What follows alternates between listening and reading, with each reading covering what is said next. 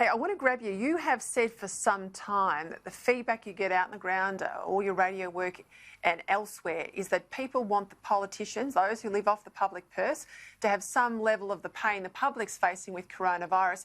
Now, the Institute of Public Affairs this week had a poll that said a lot of families, a lot of Australians, older Australians in particular, Jane, agree with you. They want police to take a 20% pay cut. They are in New Zealand and they are in many other countries around the world. They're not here. And indeed, in some states like Victoria, Daniel Andrews will get a whopping increase come the middle of the year. How's that going to go down? Disgraceful.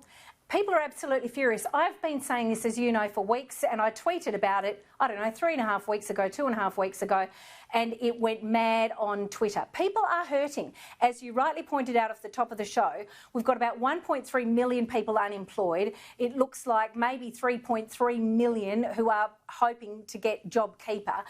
The pain is excruciating.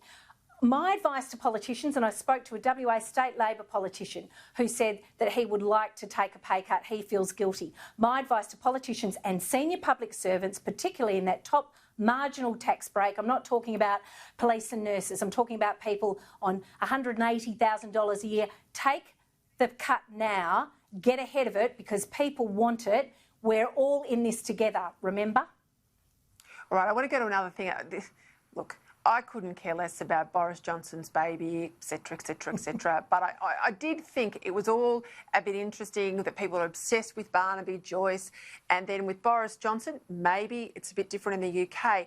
But I read with interest something that a journalist had written, and I thought I'd put it to you. Her name's Janet Street Porter. She said, if a female Prime Minister had just had her 6th or 7th, because he's a bit cagey on how many extramarital affairs he's had, 6th or 7th child by a third father just months after getting divorced and in the middle of a massive crisis, would we be putting out the flags? What do you reckon?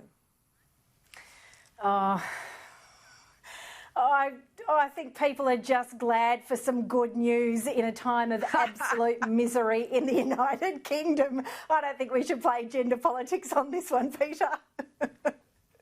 Eloquently done, Jane. Eloquently done. I'll leave it there. Thank you very much. Thank you. See you next week.